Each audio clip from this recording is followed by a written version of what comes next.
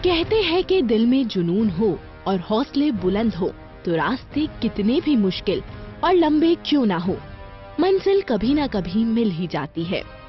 ऐसे ही हौसले और जुनून का नाम है मोहम्मद उमर सैफ।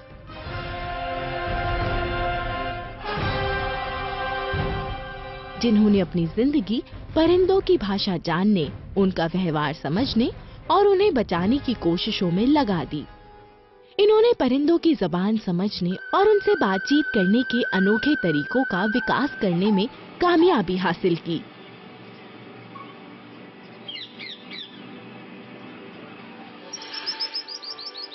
परिंदों के लिए इनके जुनून की शुरुआत बचपन में ही हो गई थी, जब इन्होंने कुरान में लिखी पैगंबर सोलोमन की अनोखी कहानी सुनी थी।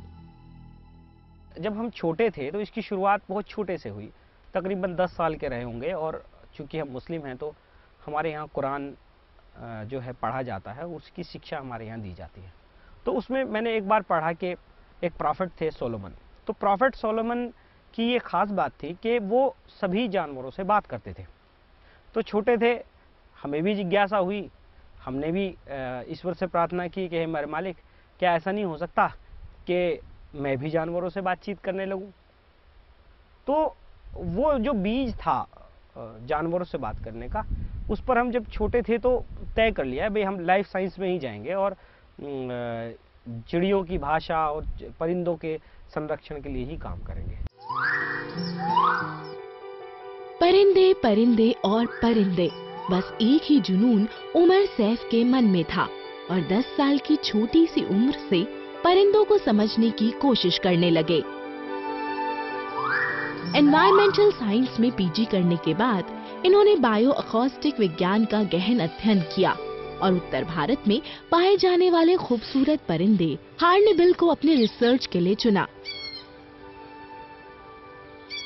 स्पेशली जो एक चिड़िया है हॉर्नबिल, हॉर्नबिल अपने आप में बड़ी खूबसूरत सी चिड़िया है। तो उसकी आवाज़ों को हमने रिकॉर्ड किया और जब उस पर रिकॉर्ड किया तो रिकॉर्ड करने के बाद फिर हमने उन्हें बायोकॉस्टिक के हमारे सॉफ्टवेयर्स होते हैं स्पेशली, तो उनमें डाल के हम सोनोग्राम बनाते हैं और सोनोग्राम बना के उन सोनोग्राम्स में हमें उनकी जो चिड़ियाँ जो आपस में जब बातचीत करती हैं तो बातचीत करते वक्त वो जिन सिग्नल्स का उपयोग करते हैं हम उन्हें सोनोग्राम के रूप में देख सकते हैं, यानी आवाज़ एक तरह से सोनोग्राम के रूप में हमें दिखाई पड़ती है।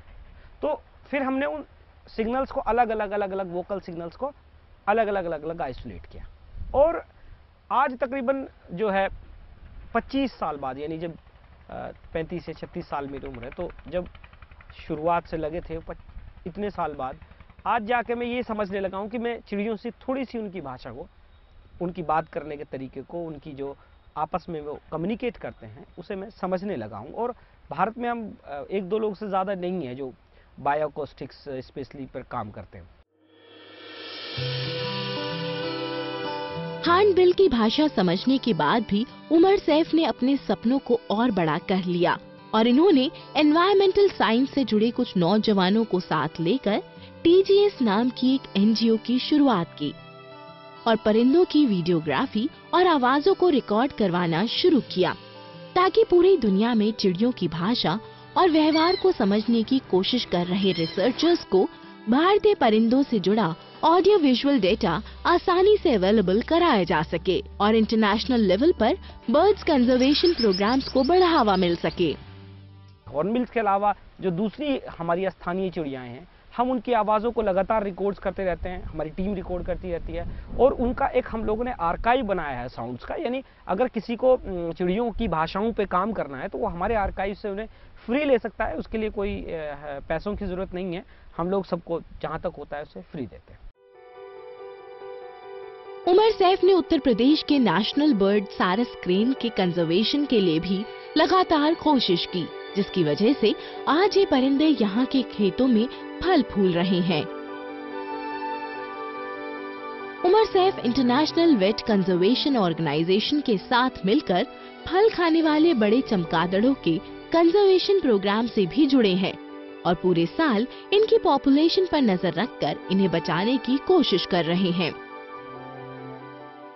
हमारे यहाँ खरड़ में, आपका जागाड़ी में, आपके अड़ोस पड़ोस के और कई जगहों पर तकरीबन 5 से ज़्यादा हमारे यहाँ बस्तियाँ हैं। एक बस्ती में 300 से लेके और 1000 तक फ्रूट बैट्स हमारे यहाँ रहते हैं। यानी वो 1 या 2 पेड़ एक्वायर कर लेंगे और उस पूरा दिन उस पेड़ पर ही रहेंगे। एक उड़ने वाले मैमल की कंजर्वेशन के लिए हम लोगों ने यहाँ काम किया। उसकी पॉपुलेशन पर हम लगातार नज़र रखते हैं और हम उस की जो इस पर भी काम कर रहे हैं कि कुछ लोग उसकी जो अकॉस्टिक्स है, यानी जो उसकी आवाज़ें हैं, जो वो अल्ट्रासाउंड्स में बात करते हैं, तो वो उन साउंड्स को पे काम करें। कुछ बच्चे, कुछ मास्टर थीसिस वाले, कुछ दूसरे लोग। तो हम इस पे प्रयास करते रहते हैं कि इन्हें बचाने का प्रयास करें, अवेयरनेस करें और कंजर्वेशन करें।